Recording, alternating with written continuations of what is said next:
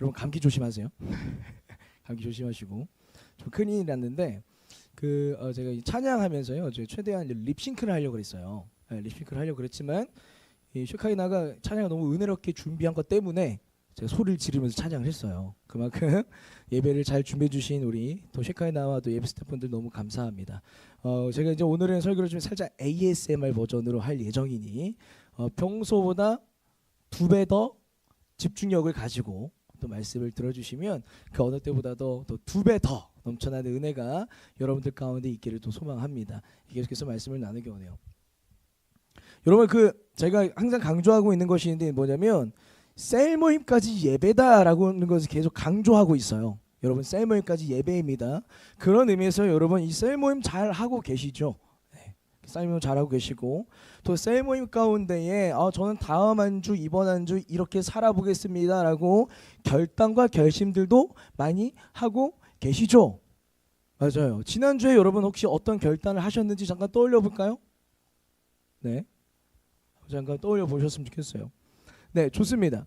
그리고 나아가서 지난주에 그러면 궁금한 게 여러분들이 결단하신 것들을 가지고 요번 한 주, 이번 한 주 좀 실천을 좀 하시면서 잘 지키시면서 좀 살아보셨습니까?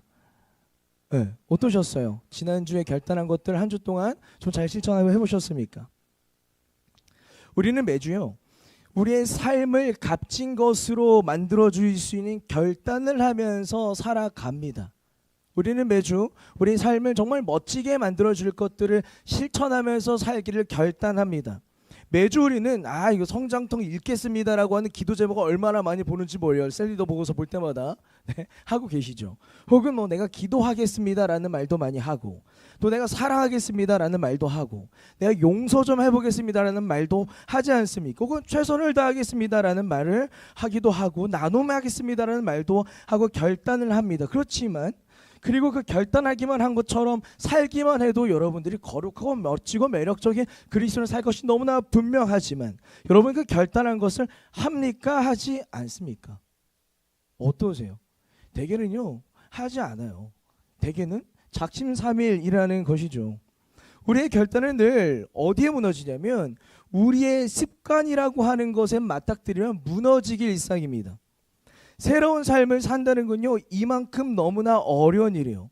우리가 과거의 습관을 버리고 새로운 삶을 산다는 것이 얼마나 어려운 일인지 미국의 한 잡지에서 뭐라고 하냐면 이렇게 얘기하고 있어요. 여러분, 이 실패한 경영자들이 있는데 실패한 경영자들의 70%가 당신 왜 실패했습니까? 물어보면 하나같이 이렇게 얘기하더라고요. 실천하지 않아서 실패했습니다 라고 얘기한다는 거예요. 또 미국의 어떤 경영자들의 95%가요 다 맞는 말만 한대요. 이 경영자들의 이 95%가 여러 가지 물어봤을 때 다 옳은 말만 한다는 거예요. 근데 중요한 건 그 95% 중에서 딱 5%만이 자기가 옳은 말 한 대로 산다는 거예요. 그만큼 우리가 과거의 습관을 거슬러서 새로운 삶을 산다라는 게 진짜 어려운 일이다라는 것이죠. 우리가 더 나은 삶으로 어제보다 더 나은 내가 되는 게 정말 어려운 일이라는 거예요. 우리가 습관을 넘어서요, 새로운 변화를 추구하는 것이 얼마나 어려운 일인지 공감할 수 있는 시가 한 편이 있어요. 제목도 직관적이에요. 습관들이라고 하는 시입니다. 이 시를요, 제가 이제 소개해드리기 원해요. 저 이거 있는데 이것도 너무 내 얘기 아니야? 라고 싶었더라고요. 제가 읽기 원합니다. 제가 목소리가 장점인데 아쉽네. 괜찮죠? 이 목소리도. 네, 나를 허스키한 매력 있잖아요. 네, 좋아요. 네, 제가 읽기 원해요. 태어나기 전부터 몸에 새겨진 습관은 내 몸에 살았던 타인의 흔적. 말하는 시간이 말하려는 날들인가, 도착한 곳이 닿으려던 곳인가, 부르는 이름이 부르려는 당신인가. 나는 타인의 누적. 습관은 내가 나의 하인일 뿐이라는 증거. 나를 반복하는 중이다. 머무르는 자, 곧 추방될 자. 나는 나에게 패배할 것이다. 습관은 앞서 지나간 자들이 남긴 계율. 나는 나를 번복하지 못한다. 공감이 되지 않으세요? 공감이 되시죠? 그마치 우리는 우리의 나쁜 습관을 거슬러서 더 나은 사람으로 산다는 것이 버겁습니다. 애초에 나의 그 과거의 습관들을 거슬러서 산다라는 것이 가능한 것인가 생각이 들기도 하죠. 우리에게는 어쩌면 더 나은 존재가 되기 위해서의 변화의 이 원동력이라고 하는 것이 너무 필요합니다. 무엇이 우리를 새로운 삶이 가능하고 과거의 습관을 거스를 수 있을 만치 강력한 원동력을 줄 수 있을 것인가에 대한 고민이 필요하다는 거예요. 그런데 중요한 건 이 시점에서 하나님은 우리에게 말씀으로 말미암아 뭐라고 말씀하시냐면 야 너도 할 수 있어 라고 변화의 원동력에 대해서 말씀하고 계신다는 거예요.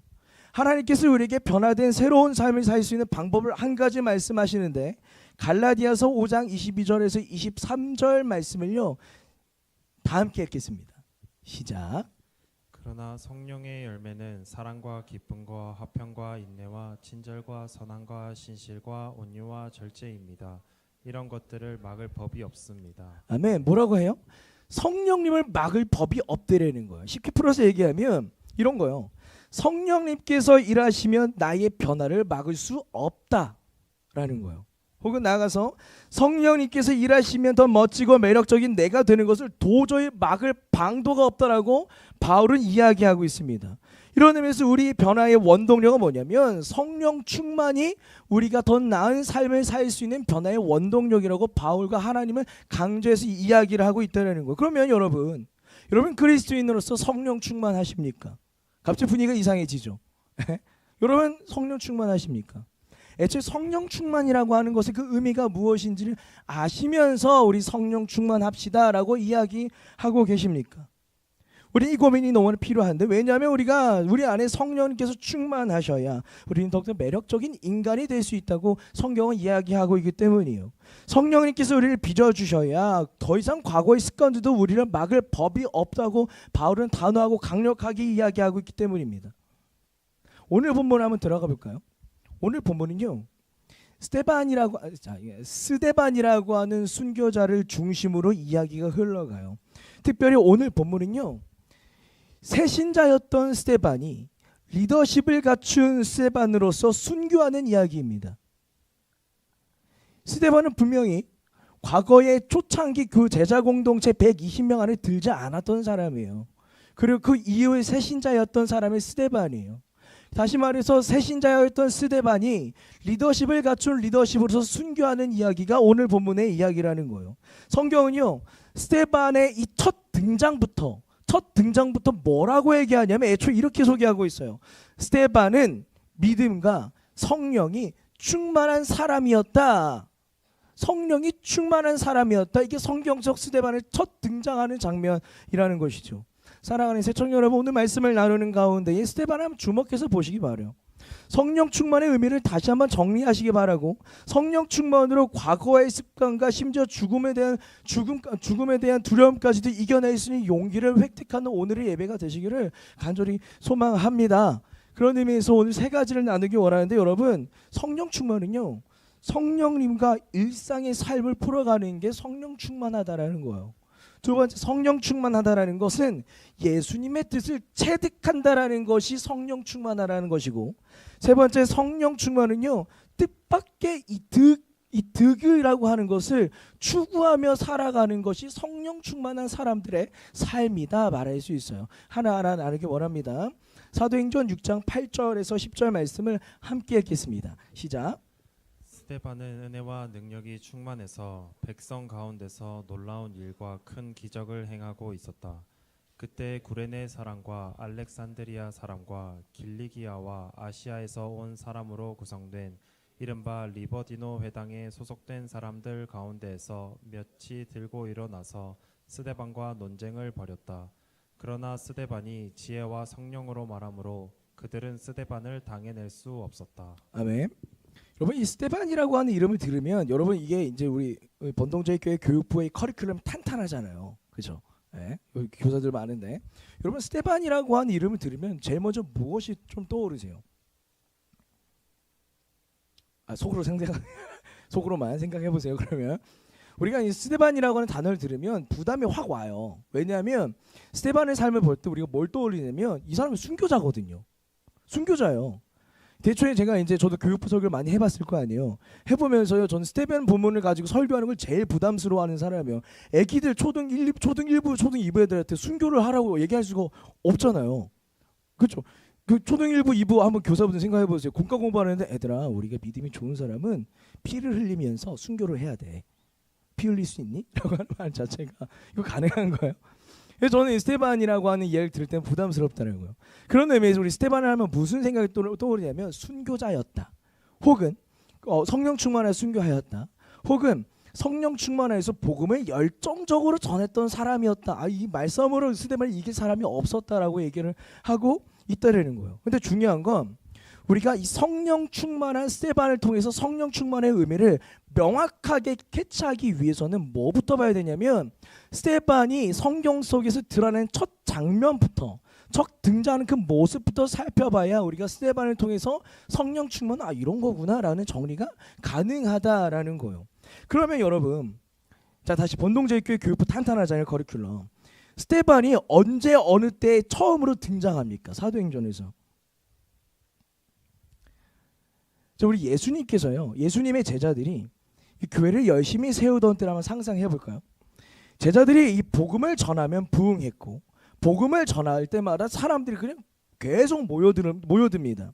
이렇게 사람들이 막 많아지다 보니까 교회에 이제 두 부류의 그룹이 생겼어요. 그 당시에 두 부류의 그룹이 생겼는데 어떤 그룹이냐면 한 그룹은요.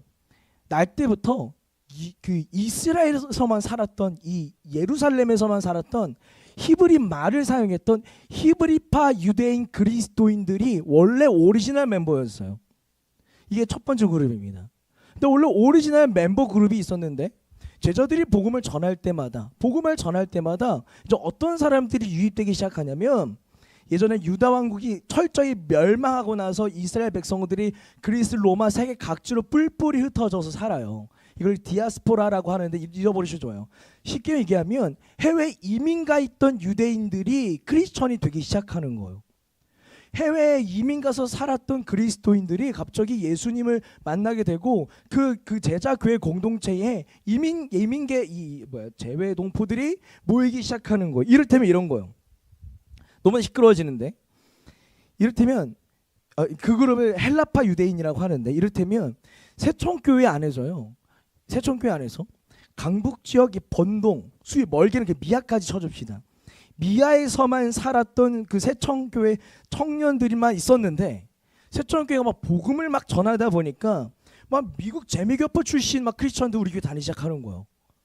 그리고 막 광주에서 크리스천이 막 오기 시작하는 거고, 막 창원에서 막 그 세천으로 막 교회를 다니기도 오기 시작하고, 전남 여수에서 막 김성림만 오기 시작하는 거예요. 그러다 보니까 오리지널 강북 지역파가 생기고 또 이 강북 지역 외에 있는 이 사투리를 쓰는 요상한 크리스천 집단들이 막 생기는 거예요. 그러니까 저도 사투리 쓸 줄 알아요. 또 뭐더냐? 어색하죠? 그래서 안 쓰고 있어요. 정빈이가 잘할 텐데. 저요. 어쨌든 그 교회 안의 상황은 어떤 상황이냐면 이렇게 그러니까 히브리파와 이 헬라파라는 두 그룹이 나눠져 있어요. 이 두 그룹은요 언어도 달랐어요. 한쪽은 히브리어를 쓰는 크리스천들이었고 한쪽은 이 유창하게 그리스어를 사용할 줄 아는 이제 그리스도인들이었다는 거예요. 근데 중요한 건 이 시끌벅적한 그 교회 안에서 문제가 하나 생겨요. 너무나 큰 문제가 하나 생겨요. 그 문제에 대한 정황이 사도행전 6장 1절에 나오는데 이걸요 함께 읽겠습니다. 시작. 이 시기에 제자들이 점점 불어났다. 그런데 그리스 말을 하는 유대 사람들이 히브리 말을 하는 유대 사람들에게 불평을 터뜨렸다. 그것은 자기네 과부들이 날마다 구호 음식을 나누어 받는 일에 소홀히 여김을 받기 때문이었다. 아멘. 이거 무슨 문제가 벌어집니까?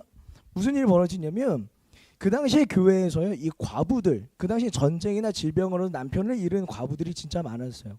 그러니까 이제 과부들을 대상으로 구제 사역을 하는데 이 예루살렘에 살던 유대인 과부들에게는요 유대인 크리스천들이 막 밥 같은 걸 너무 잘 나눠줬대요. 빠짐없이 나눠줬대요. 근데 문제가 뭐냐면 갑자기 유입이 되어 온 이 그리스 로마에서 온 헬라파 유대인 과부들에게는요 대충 나눠줬다라는 거예요. 굶는 사람들이 생겼다라는 거예요. 불공평하게 먹을 것들을 나눠주는 이 실제적인 문제가 발생했다라는 거예요. 그러니까 음식을 못 먹는 사람들이 일어났다는 거예요. 이를테면 다시 번동제일교회로 와봅시다. 실제 우리는 다 하나 돼서 그런 일이 없을 테지만 제가 마음이 완악해서 한번 상상해보자고요. 번동제일교회를요 수십 년 동안 오래오래 다닌 청년들에게는요, 뭐 음식이나 이게 막 이렇게 막 셀모임 지원비가 꼬박꼬박 잘 나가는 거예요. 근데 중요한 건 이게 막 저기 좀 미국이나 일본, 탄자니아에서 온 크리스천들에게는 막 셀모임 지원비가 막 안 나가. 그리고 막 이 창원이나 광주, 막 전남 여수에서 온 사람들에게도 막 이게 막 커피가 막 안 돼. 막 해븐에서 막 먹지 말라 그래. 이런 일들이 벌어지고 있는 것이 그 당시에 초대교회 문제였다라는 거예요. 차별과 갈등이 있었다라는 거예요. 나아가서 이렇게 왜 우리는 먹을 걸 안 줍니까라고 호소하는 사람들을 사도들이 캐치를 합니다. 이 문제를 캐치하고 나서 실질적인 문제를 풀어가기 위해서 이제 담당자들을 세우는데 그 담당자의 명단이 이래요. 그 명단을 사도행전 6장 3절에서 5절 말씀을 제가 읽겠습니다. 그러니 형제자매 여러분, 신망이 있고 성령과 지혜가 충만한 사람 7을 여러분 가운데서 뽑으십시오. 이 문제를 해결할 사람들은 성령 충만한 사람인 것 같아요. 성령 충만한 사람 7사람을 뽑아봅시다 라고 얘기를 하는 거예요. 나아가서 5절, 모든 사람이 이 말을 좋게 받아들여서 믿음과 성령이 충만한 사람인 스데반과 빌립과 브로고로와 니가노로와 디몬과 바메나와 안디옥 출신의 이방 사람으로서 유대교에 개종한 사람인 니골라를 뽑았다 라고 얘기를 하고 있어요. 이것이 스데반의 첫 등장이에요. 교회 안팎으로 벌어진 실질적인 공동체의 문제를 풀어가기 위해서 성령 충만한 스데반이 세워진 것이 스데반의 첫 등장이었다라는 거예요. 여기서 주목할 만한 포인트가 하나 있습니다. 뭐냐면 성령 충만이 현실 문제의 해결책으로 제시되었다라는 거예요. 일상 문제를 풀어가기 위하여서 제시된 조건은 다른 것이 아니라 셈을 잘하거나 수학을 잘하거나 뭐 계산이 빠르거나 뭐 학력이 뛰어나거나 이런 것들이 아니라 이 일상의 문제를 풀어가기 위해서 제시한 사도들의 조건이 뭐예요? 성령 충만이 조건이었다라는 거예요. 여러분, 우리가 신앙생활하면서 착각하고 있는 것이 하나는 뭐냐면 성령님의 일하심이 교회 안에서만 있다고 믿는 너무나 큰 착각을 하고 신앙생활을 한다는 거예요. 성령님의 일하심이 현실과는 동떨어진 교회 안에서만 있다고 믿으며 신앙생활을 한다는 것이 너무나 큰 문제라는 거예요. 성령님의 일하심이 직장이나 가정에서는 없고 믿는 사람들 안에만 있다는 건 너무나 큰 착각이라는 거예요. 그러나 성령님은요, 우리의 실제 삶의 문제 가운데 역사하시는 분이시라는 것을 사도들은 알고 문제를 풀어갔다는 걸 잊지 마시기 바랍니다. 성령님은요, 우리의 삶의 문제와 일상의 문제 가운데 역사하셔서 그 문제를 풀어가기를 기뻐하시는 분이라는 것을 잊지 마시기 바라요. 초대교회 믿음의 선배들은 실제적인 행정적인 문제, 시스템적인 문제마저도 풀어갈 때 성령 충만한 자를 통해서 일하셨다는 거예요. 그러면 도대체 이 성령 충만이라는 게 뭔데? 무엇이길래 사도들이 이렇게 중요하게 생각할 수밖에 없었는가에 대한 생각이 필요합니다. 지난번에 이제 뭘 했죠? 이 성령님의 내주에 대해서 배웠어요. 기억나시죠? 성령님의 내주. 감사한 게 제가 이 성령님의 내주를 알려주고 나중에 성령 충만 한번 정리해 볼게 하자마자 시간이 있어서 왜 성령 충만 안 해주세요라는 질문을 제가 받은 적이 있어요. 그래서 오늘이에요, 오늘. 네. 그래요. 성령 내주에 대해서 나눴는데 여러분, 성령 내주가 제가 뭐라 그랬죠? 성령 내주는 뭐냐면 이런 거예요. 그 예수 그리스도를 내가 믿겠다고 영접하는 순간 그 사람의 마음 안에 예수의 영이신 성령님께서 함께 살아가기 시작하는 것을 성령의 내주라 그래요. 예수님, 저 예수 믿을게요 하는 순간 우리 안에 누가 오신다고요? 성령님께서 예수의 영으로서 우리 안에서 함께 살아가기 시작하시는 것을 성령님의 내주다라고 이야기를 합니다. 그렇다면 성령 충만은 뭘까요? 성령 충만은 이런 거예요. 이제 내 안에 성령님께서 함께 계시기 시작하신다면 그 예수의 영이신 그 성령님께 나의 자아와 나의 마음과 생각을 완벽하게 다스리시도록 올려드리는 거가 성령 충만이라고 말할 수 있어요. 조금 더 쉽게 얘기하면 처음에 같이 살면 안 맞잖아요. 근데 신뢰가 쌓이고 같이 시간을 보내다 보면 손발이 착착착착 맞기 시작해요. 이게 함께 산다는 거거든요. 요게 성령 충만해져 간다라는 말이에요. 조금 더 쉽게 얘기하면 함께 성령님에 대한 신뢰가 커져가다 보니까 내 마음이 예수님 마음, 예수님 마음이 내 마음이 되는 게 성령 충만이라는 거예요. 이것도 어려워요. 조금 더 쉽게 얘기하면 진짜 고민 많이 했어요. 조금 더 쉽게 얘기하면 뭐냐면 내가 예수님의 마음에 100% 공감하여 되는 상태가 성령 충만이라는 거예요. 내가 예수님의 마음에 100% 공감이 되는 게 성령 충만이라고 말할 수 있어요. 여러분, 성령 충만의 의미를 생각하면서 오늘 스테반을 다시 봅시다. 제자들은요, 현실 삶의 문제를 성령 충만하게 풀어가길 원했어요. 이게 무슨 의미예요? 제자들은요, 예수님께 100% 공감한 자로서 현실 문제를 바라보기 시작했다라는 거예요. 현실 문제를 바라볼 때 나의 생각이나 나의 마음이 아니라 예수님의 마음은 이때 어떤 걸 원하실까라는 고민을 하면서 현실 문제를 접근하기 시작했다라는 말의 의미가 성령 충만하게 문제를 풀어간다라는 말의 의미라는 거예요. 제자들은 성령 충만한 스테반을 우리의 문제를 풀어갈 리더십으로 세웠다고 그래요. 이 말이 무슨 말의 의미예요? 예수님의 마음에 공감할 줄 아는 것, 그것이 그리스도인의 능력이다. 예수님의 마음에 공감할 줄 아는 것이 그리스도인들만 갖고 있을 수 있는 진짜 능력이다 라고 이야기를 하고 있는 것이 오늘 본문의 이야기라는 거예요. 그러므로 여러분, 우리가 성령 충만해야 매력적인 그리스도인으로 살 수 있다고 하는데, 그렇다면 우리는 어떻게 성령 충만할 수 있겠습니까? 예수님의 마음에 공감하는 자가 되세요. 예수님의 마음을 조금 헤아려 볼 줄 아는 자가 되세요. 여러분, 예수님을 만나면 무슨 말씀을 하시겠습니까? 제일 먼저 예수님을 만나면 어떤 이야기를 하고 싶으시겠습니까? 여러분들의 궁금증이나 여러분들의 이 비어있는 마음을 먼저 해소해달라고 하시겠습니까? 아니면 예수님 마음이 이러셨군요. 예수님 이때 이런 마음이셨군요. 제가 이제서야 헤아려 드립니다. 내가 이 친구랑 갈등이 있었는데 예수님 이때 이 갈등 가운데 예수님이 이런 마음이셨나 보네요. 제가 이제서야 헤아려 드려요. 공감이라는 거예요. 그럼 우리가 성령 충만하고 싶으시다면 다른 것이 아니라 우리의 삶의 A부터 Z까지 예수님의 마음을 볼 줄 알 때, 예수님의 마음이 이러하셨구나, 예수님의 마음이 이러하셨구나 헤아릴 줄 알 때 우리는요 성령 충만할 수 있어요.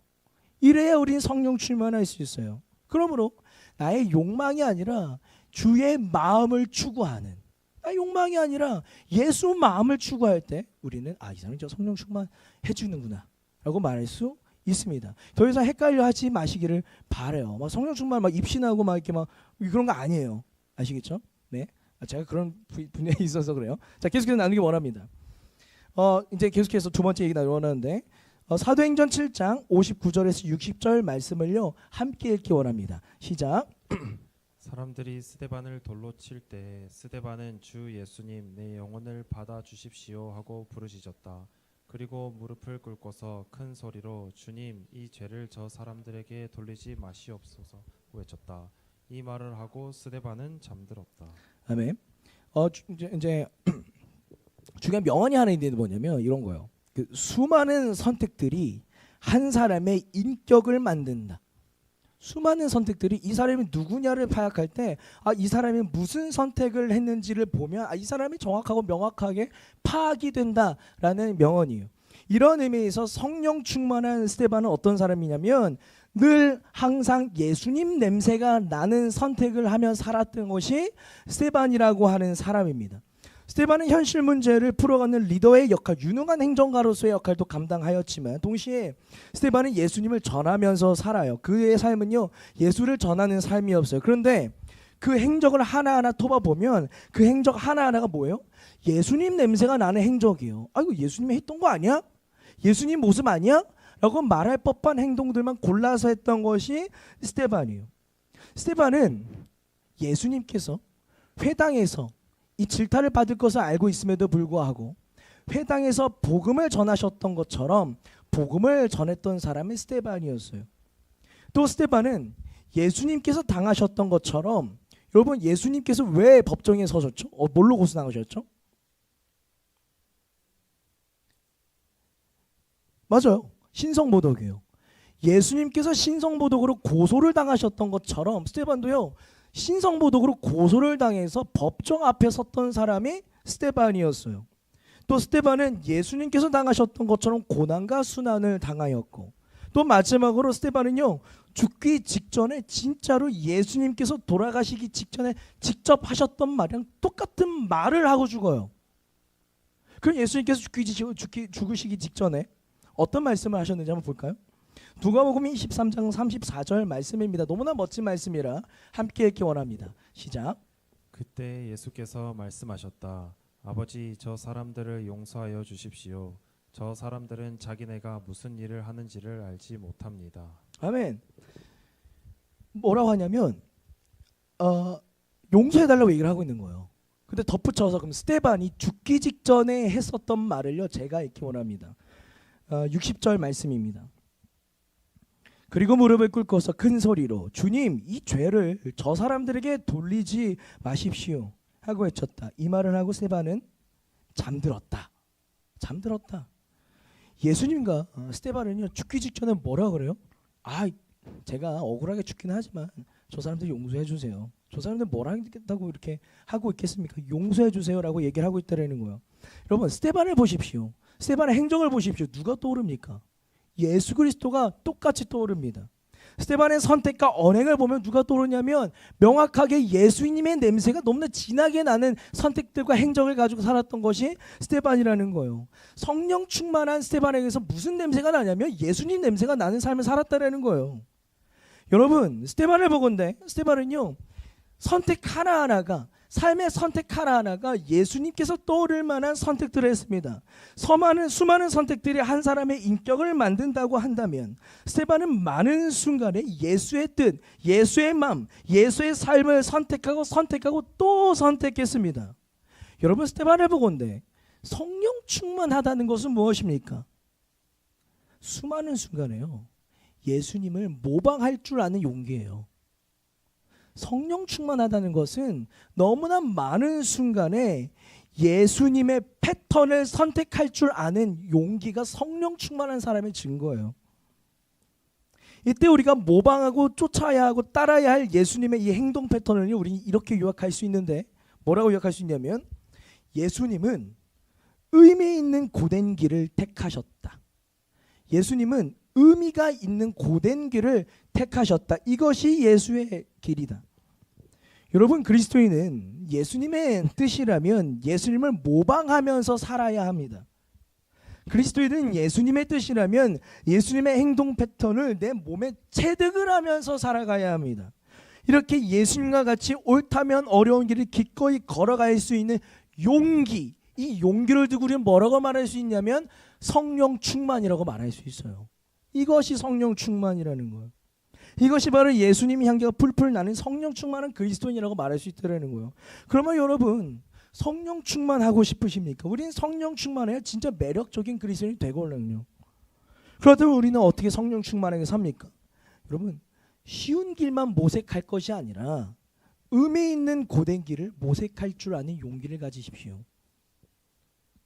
현대인들은요, 진짜 편안하려고 하는 열정을 갖고 있어요. 이거 진짜 열정의 수준이에요. 진짜로. 이 효율충이라는 말이 나오잖아요. 얼마 전에 저도 전도사님 효율충이시죠? 이런 얘기 들었는데 저 효율충이라는데 벌레? 어쨌든 이제 현대인들은 내가 진짜 편안하고 싶어하는 열정을 갖고 직업을 선택해요. 진로를 선택해요. 근데 이것이 과연 예수님께서 원하시는 선택인가를 생각하면 전혀 정반대의 길이라는 걸 잊지 마시기 바라요. 성령 충만한 사람들은 어떤 선택하냐면 쉬운 길만 모색하는 것이 아니라 의미 있는 고된 길을 모색할 줄 아는 용기를 가진 사람들이 성령 충만한 사람입니다. 성령 충만한 스데반의 삶은요, 고된 길을 선택하는 것의 연속이었습니다. 굳이 책임을 졌고 그 유능한 행정과 그 행정일 잘못하면 내가 원하지 않은데 욕 먹는 거 아시죠? 욕 많이 먹어요. 근데 중요한 건 굳이 책임을 졌고 굳이 논쟁했고 굳이 설득했고 굳이 용서했습니다. 남들 선택하지 않은 의미 있는 고된 길을 굳이 선택하는 거, 의미 있는 고된 길이 예수님이 뜻이다 싶을 때 굳이 선택하는 거, 이것이 우리는 성령 충만한 그리스도인의 삶이다 말할 수 있다는 거예요. 그래서 제가 이제 굳이 고된 길을 택하라고 하면 여러분들은 이게 막 막연할 수 있으니까 제가 작년에 이어서 여러분들에게 진짜 찔리는 도전을 잘하고 싶어요. 뭐냐면 제가 이 해이해졌다고 느꼈을 때, 저 효율충은 아니고 이렇게 반짝반짝이고 싶은 사람이라서 제가 해이해졌다고 싶을 때, 내가 좀 퇴근해야 되겠다는 생각이 들 때 뭘 보냐면 한 고등학교의 10계명을 봐요. 한 고등학교의 10계명. 어떤 이 지방에 있는 어떤 명문고 기독교 미션 스쿨에 있는 이제 10계명인데, 제가 이제 고등학교 시절에 이게 매스컴에 타서 우리 학교 제 담임 선생님이 저에게 압박을 주셨어요. 저희에게 이렇게 살아야 되지 않겠니? 근데 그 10계명의 내용을 제가 하나하나 읽어드리기 원해요. 그 학교에서 학생들을 양육할 때 이런 방향을 가지고 양육을 한다는 거예요. 첫 번째, 월급이 적은 쪽을 택하라. 두 번째, 내가 원하는 것이 아니라 나를 필요로 하는 것을 택하라. 세 번째, 승진의 기회가 거의 없는 곳을 택하라. 네 번째, 모든 조건이 갖추어진 것을 피하고 처음부터 시작해야 하는 황무지를 택하라. 다섯째, 앞을 다투어 모여드는 곳을 절대 가지 마라. 아무도 가지 않는 곳을 가라. 여섯째, 장래성이 없다고 생각되는 곳을 가라. 일곱째, 사회적 존경을 바랄 수 없는 곳으로 가라. 여덟째, 한가운데가 아니라 가장자리로 가라. 아홉째, 가족이 결사 반대하는 곳이면 틀림없다. 의심치 말고 가라. 열 번째, 왕관이 아니라 단두대가 기다리고 있는 곳으로 가라. 그럼 어떠세요? 좀 공감이 가죠? 막 진짜 무슨 이렇게 성령의 칼로 이렇게 가슴을 후벼 파는 것 같지 않아요? 여러분, 이 고등학교는요, 요걸 방향성을 가지고 아이들을 공부시키고 교육을 시킨다는 거예요.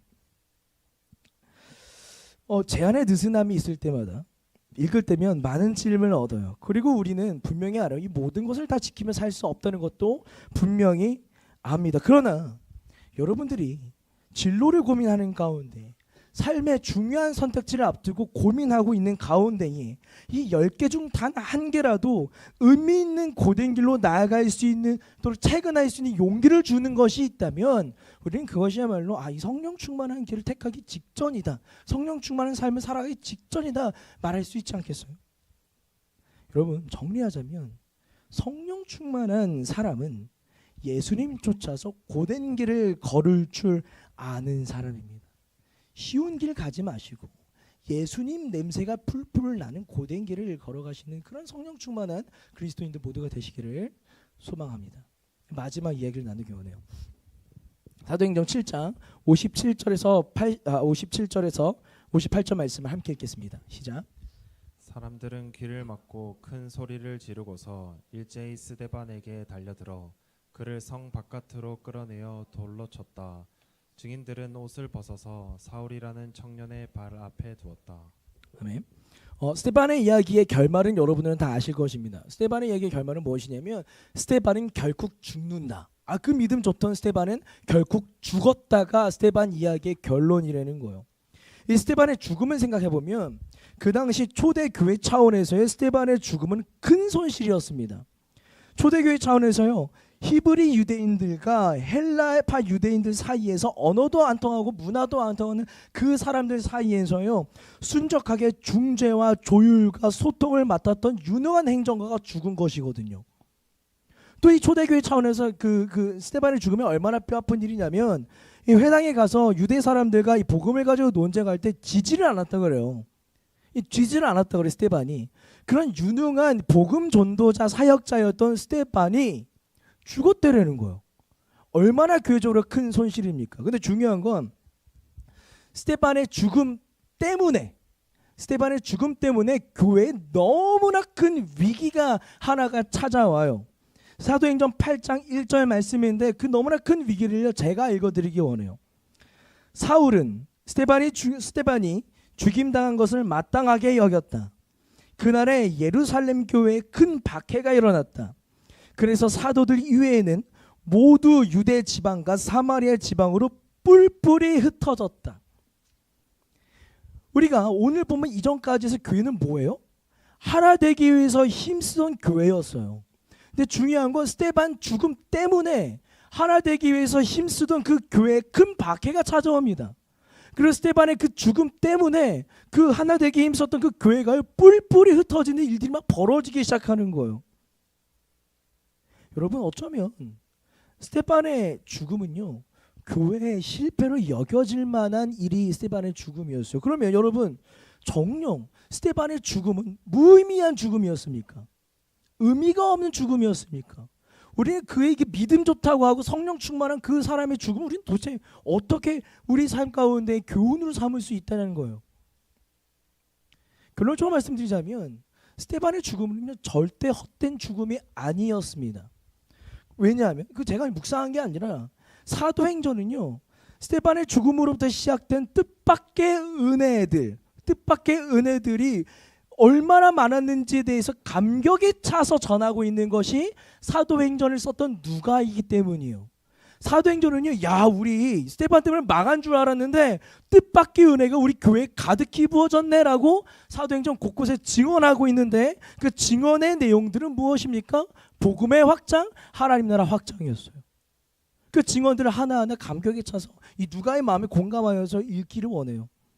사도행전 8장 4절을 읽어봅시다. 함께 읽겠습니다. 시작.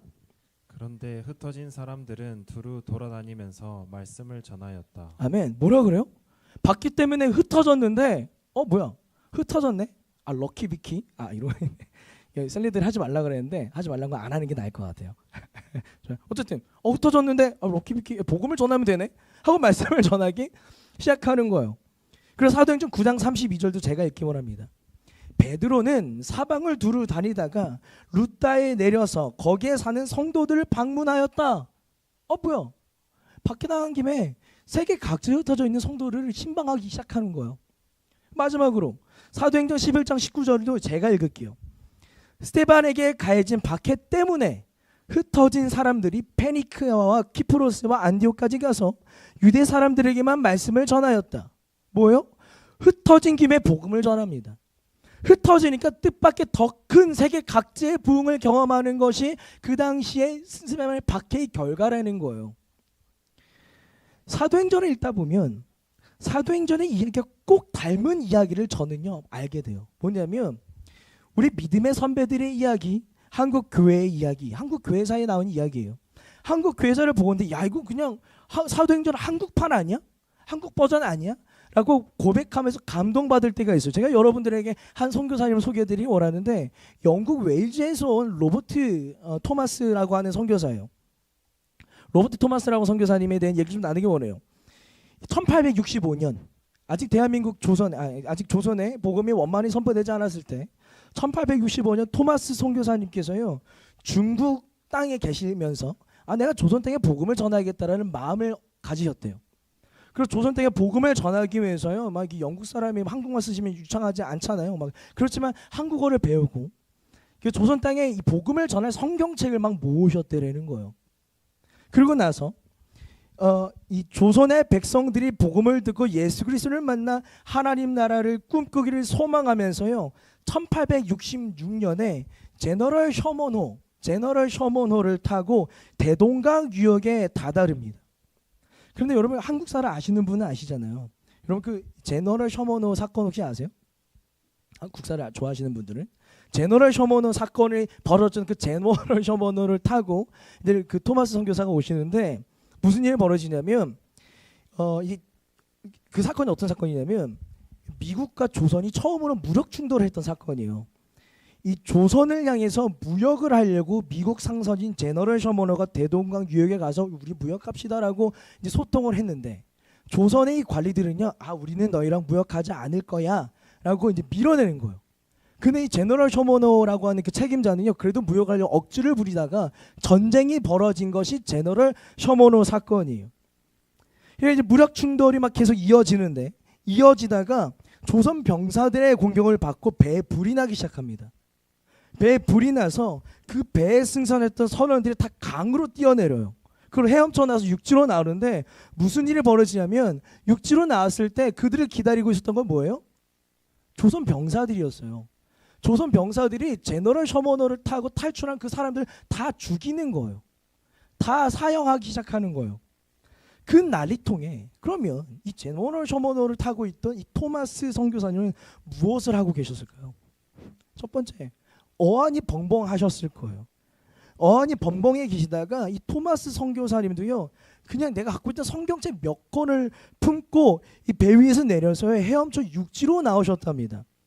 그러나 성경책 몇 권을 품고 육지로 나오셨던 그 토마스 선교사를 반겨주셨던 건 뭐예요? 맞았던 건 뭐예요? 한 병사, 박충권이라고 하는 이름의 병사를 마주합니다.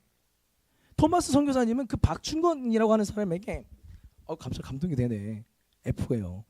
감독이 박충권이라는 사람에게 이 성경을 줘요. 근데 그 사람이 성경책을 거절해요. 그리고 그 자리에서 토마스 선교사님은 27세에 죽으세요. 순교를 하세요. 이것이 조선 땅의 최초의 순교자라는 거예요. 근데 생각해 보십시오.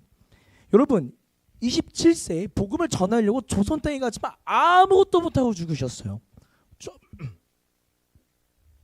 이분의 죽음에 대해서 여러분 어떻게 생각하십니까? 의미 없지 않습니까? 너무 허망한 죽음이 아닙니까? 너무 초라하지 않습니까? 다른 선교사님들은요, 학교를 세웠어요. 병원을 세우시고 신문사도 세우시고 독립운동을 하다 멋지게 사셨던 것이 다른 선교사님들이었어요. 그런데 그거에 비교해서 토마스 선교사님은 아무것도 못하고 내리자마자 순교를 하셨어요. 여러분, 제가 같은 질문을 드리기 원하는데, 정녕 스테반의 죽음만치 토마스 선교사님의 죽음은 무의미한 죽음이었습니까? 그의 순교는 진짜 무의미한 순교였습니까? 여러분 어떻게 생각하세요? 아무것도 못했다니까요. 결론적으로 말씀드리면 너무나 의미 있고 값진 죽음이었다. 역사가 그것을 증언하기 때문이에요. 오히려 토마스 선교사의 죽음 이후에 진짜 선교가 시작이 됩니다. 이제야 토마스 선교사가 죽고 나서야 선교가 제대로 시작이 되는데, 제너럴 셔머너 사건이 있던 날 토마스 선교를 죽였던 조선병사 박충건이 토마스 선교사님께서 죽었던 그 자리로 돌아갑니다. 돌아가서 그 바닥에 떨어져 있던 그 토마스 선교사 주려다가 실패했던, 자신이 거절했던 성경책 하는 거를 들고 집으로 가요. 집으로 가서 이게 도대체 뭔데? 하고 읽다가 예수님을 믿습니다. 예수 그리스도를 만나요. 그리고 나중에 마페 선교사님께 나아가서 제가요 선교사를 죽였으라고 고백하고 회개하여서요, 평양 대부흥 운동이라고 하는 대한민국의 너무 조선 땅에 너무나 큰 부흥을 이끌었던 장대현 교회의 성도가 된다는 거예요. 나중에 영주교회라고 하는 그 교회를 개척해서요 장로가 된다는 것이 토마스 선교사를 죽였던 박충건의 이 복음 전도의 삶이었다라는 거예요. 이것이 토마스 선교사의 삶이 죽음이 의미 없다고 말할 수 없는 이유라는 거예요. 근데 여기서 끝나지가 않아. 너무나 멋진데, 성령님이 일하시면 너무나 멋진데, 토마스 선교사님께서 순교하던 그 자리에요, 군중 가운데에 최치량이라고 하는 소년이 있었어요. 소년. 최치량이라고 하는 소년이 이제 토마스 선교사님께서 죽으시고 난 그 바닥에 떨어진 성경책 몇 권을 집어듭니다. 몇 권을 집어들고 자기 동네에 있는 이 박영식이라고 하는 사람에게 야, 나 오다 죽었다고 성경책을 줘요. 그리고 나서 이 박영식이라고 하는 자는 그 당시에 이 성경책이 뭔지도 모르고, 그리고 이게 종이가 귀하니까 이 성경책을 한 장 한 장 찢어서 어떻게 하는 줄 아세요? 벽지로 써요. 여러분 성경책을 벽지로 쓰면 그 우리 신성 모독에 뭐라 하잖아요. 근데 그분이 성경책 모르니까 이 벽 한 장 찍어가지고 벽지로 씁니다. 근데 이 사람이 자다 일어나 벽을 볼 때마다 그냥 어쩔 수 없이 성경을 읽는 거예요. 어쩔 수 없이 성경을 읽다가 뭐해요?